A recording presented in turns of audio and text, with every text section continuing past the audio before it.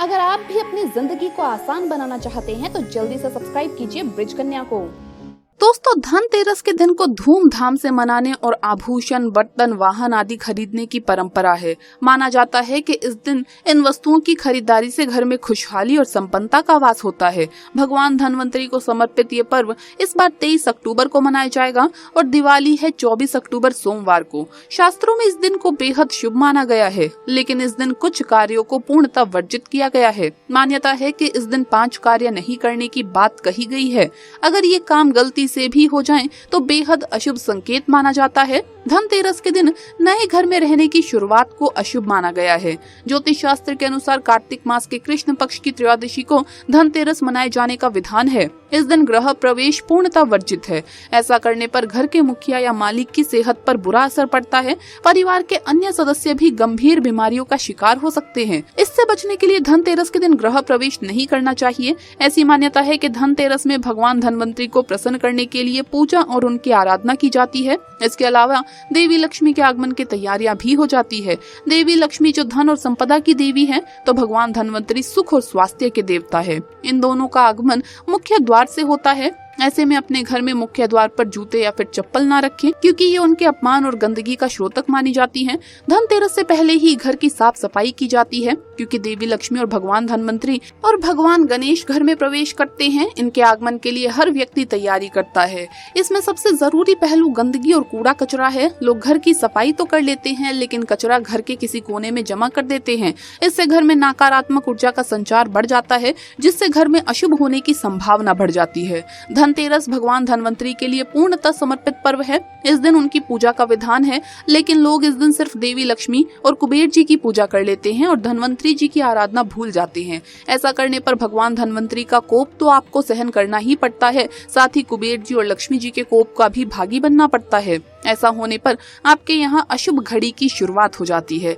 ऐसे में घर में दरिद्रता, गंदगी, कलेश, दुख और परेशानियां पनपने लगती है।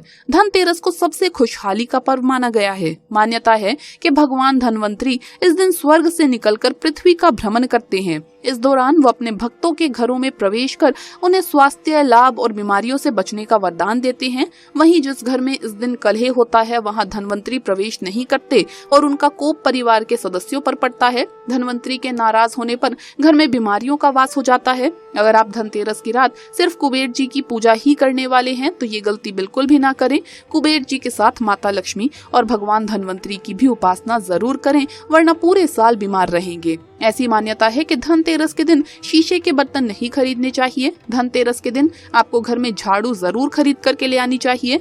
दोस्तों, धनतेरस के दिन सोने चांदी की कोई चीज या नए बर्तन खरीदने को अत्यंत शुभ माना गया है। इस दिन खरीदारी के अलावा दीपक भी जलाए जाते हैं।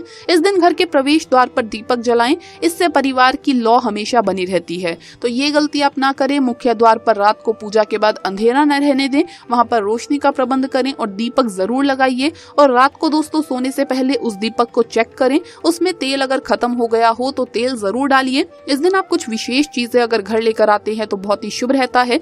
धन में वृद्धि चाहते हैं तो इस दिन आप 5 गोमती चक्र और काली हल्दी, चांदी के सिक्के को पीले वस्त्र में बांधकर अपनी तिजोरी में रख दें। ऐसा करने से धन की कमी दूर होगी। अगर दिवाली के दिन सुबह 3 गोमती चक्र का चूरन बनाकर अपने घर के सामने बिखेर देंगे तो दुर्भाग्य दूर हो जाएगा। इस दिन काली हल्दी घर में लेकर आइए और उसे चांदी के सिक्के के साथ पीले कपड़े में बांधकर अपनी तिजोरी में रख दें। ऐसा करने से धन में लगातार बढ़ोतरी होगी।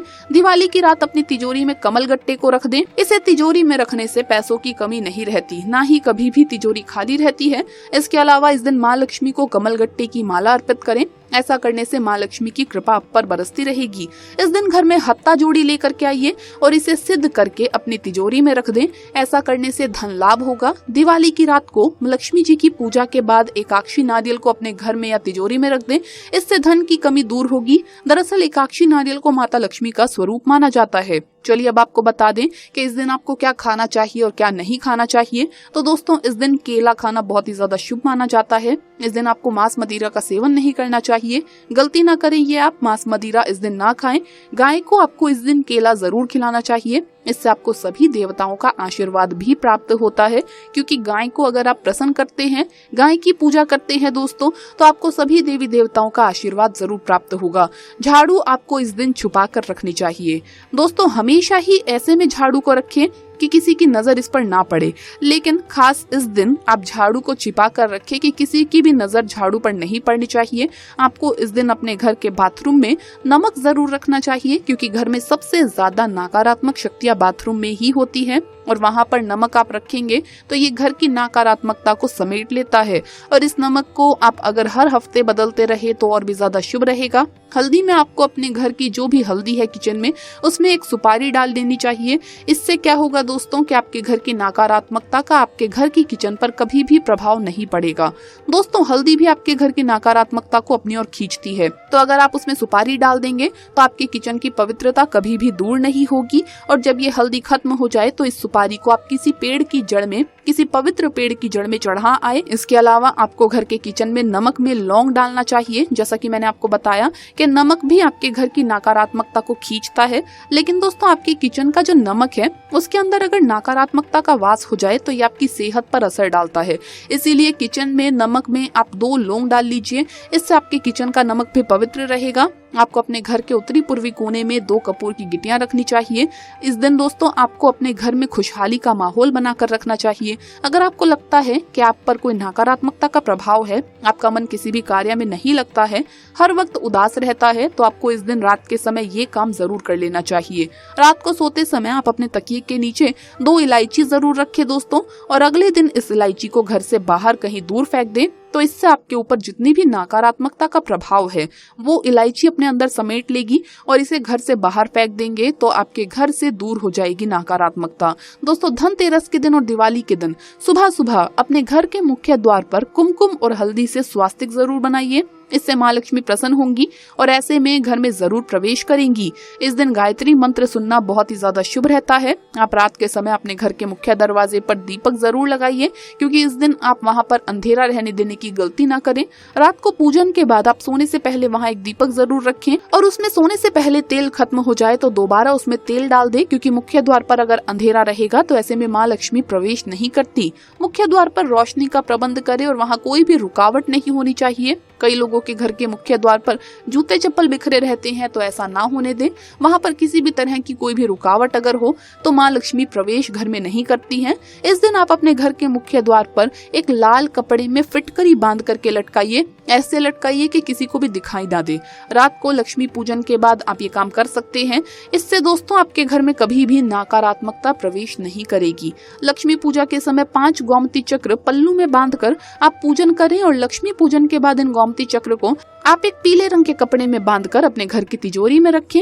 इससे साल भर आपके घर में धन बरसता रहेगा। 8 बजे के बाद अगर जो स्त्रियां घर में सुबह के समय स्नान करती हैं तो दोस्तों वो शुभ नहीं माना जाता, और खासकर दीपावली, धनतेरस जैसे शुभ मौकों पर तो ये गलती आपको कभी भी नहीं करनी चाहिए। सुबह सुबह स्नान करें, बहुत शुभ रहता है।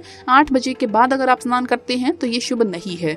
तो दोस्तों आपको ये वीडियो कैसा लगा हमें कमेंट्स में जरूर बताएं। इस वीडियो को लाइक करें, अपने दोस्तों के साथ शेयर करें, और हमें सब्सक्राइब करना न भूलें। जल्द मुलाकात होगी अगले वीडियो में। आप सभी को दीपावली की बहुत बहुत शुभकामनाएं।